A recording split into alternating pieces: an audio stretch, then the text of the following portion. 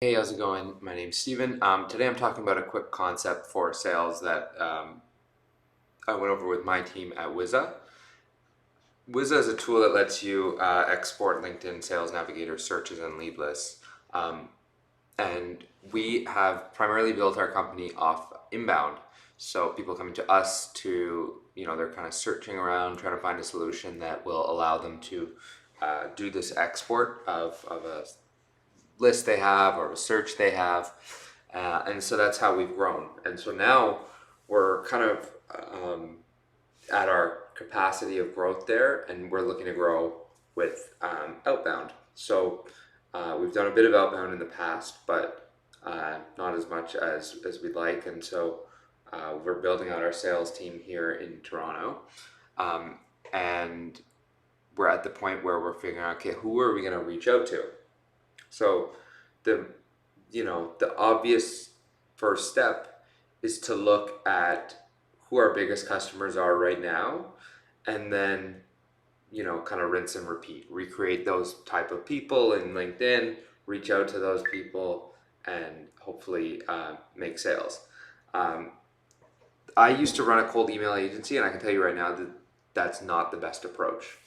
um, so if we looked, which we did, we looked at our top users, and it was a mix of titles and actually our biggest customers were CEOs and founders of companies, because they need a lot of leads. They want to fill up their CRM. So they end up being super large customers. When they come to us, that doesn't necessarily mean that that group of people has the problem that we solve when we're reaching out to them. And the point I want to make in this video is there's a big difference between your ICP, so your ideal customer profile, on an inbound customer than with an outbound customer. And people look at them as the same, but I actually think they're two totally different things. So this is, a visualized version of a certain prospect. And this prospect has a current situation.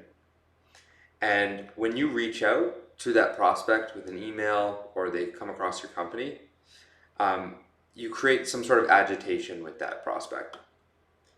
Now, everyone you reach out to has a different level of agitation. And that agitation is how they connect with your message. So if I reach out to somebody and I say, hey, we have a tool that allows you to export LinkedIn Sales Navigator searches, somebody that doesn't use LinkedIn Sales Navigator looks a lot like this.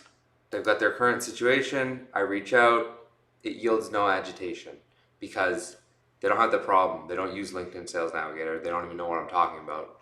So, it doesn't create any agitation for them. Their current situation is not one that is conducive to this agitation occurring when I reach out. So everyone has a different level of agitation, and what we want to do, obviously, is look for the people that have the highest agitation when I reach out.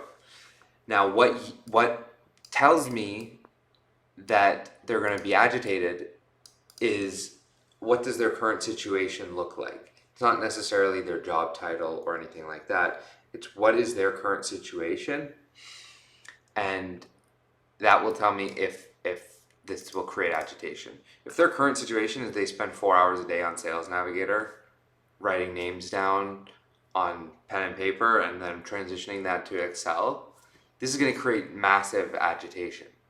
If their current situation is they run a sales team and they see them on LinkedIn all day and they're wondering, isn't there like a better way to do this, but they've just never really said it, this will create that agitation. So it's not enough to look at our current customers in terms of titles, in terms of geography, or anything like that, and try and draw conclusions from there. Our current customers are the people that had so much agitation naturally from their current situation that they actually came and found us. They already had the agitation, they didn't need the message stimulus. Now, it's a totally different people that the message stimulus is going to create the agitation, right? And so the question is, how do we find those people? Okay.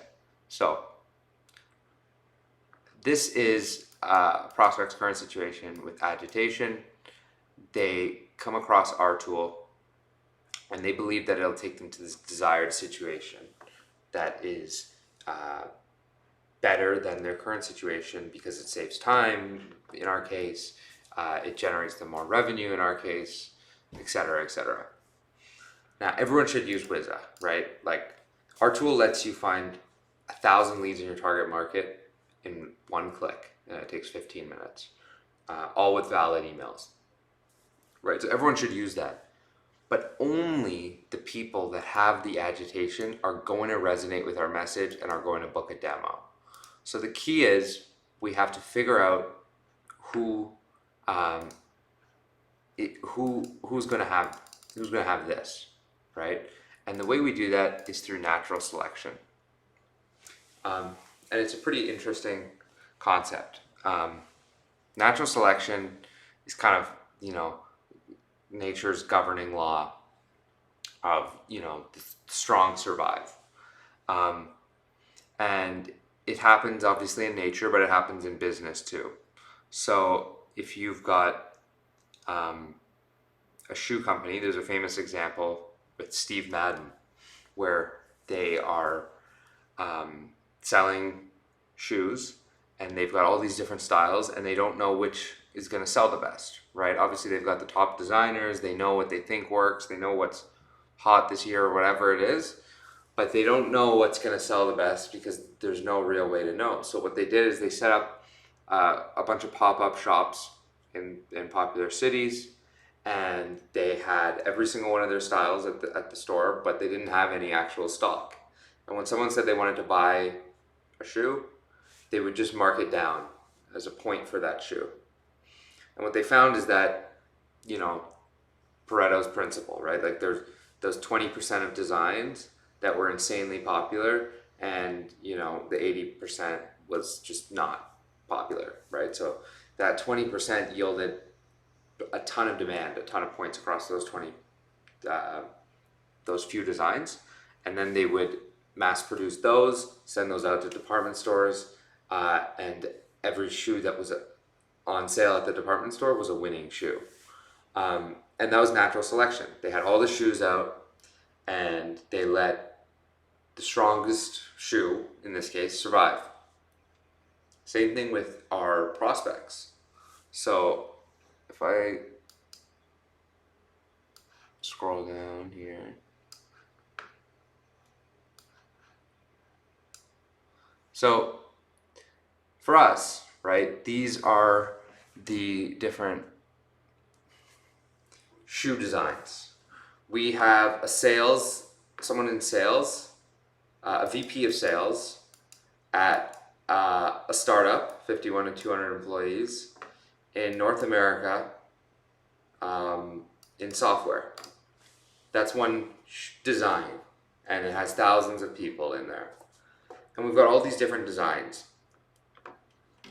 What we have to do, if we're first building our outbound campaign, is to put all of these on the market and let the market tell us who has that agitation to our message.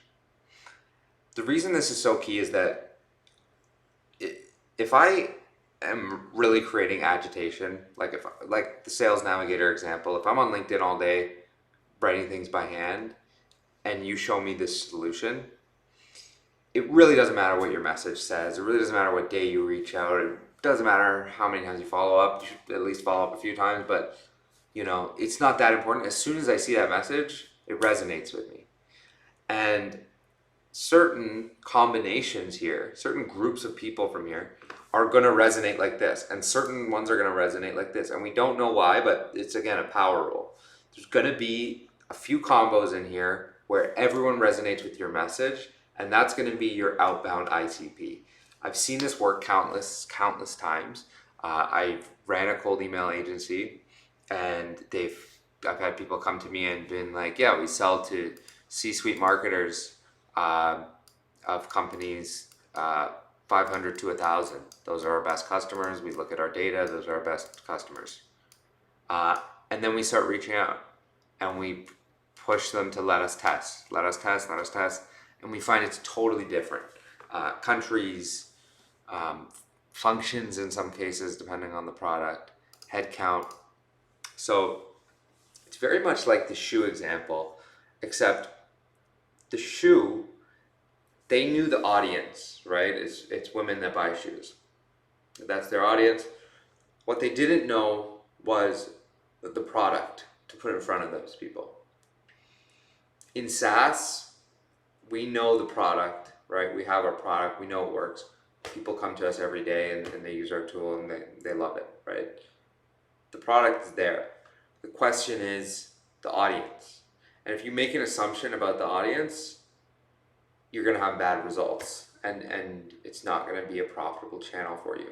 But if you're willing to experiment and let the strongest audiences survive, you're going to get insane results from some of these groups of people.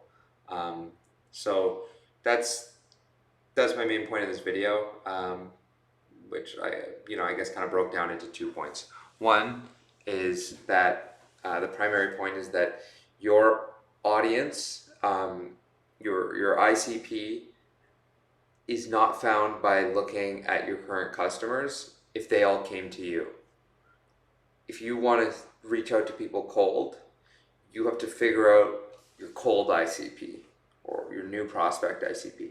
It's totally different. And the only way to do that is by testing vigorously, very widely, and seeing what works, doubling down on it, and you've come up with your audience. Now you can market to this audience, you can sell to this audience, you can reach out cold to this audience, and you're going to have really, really good results.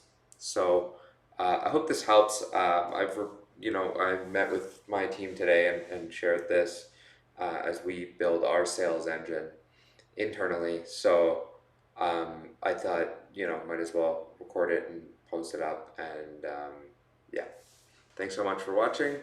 And check out Wizza if you need to export sales and app searches.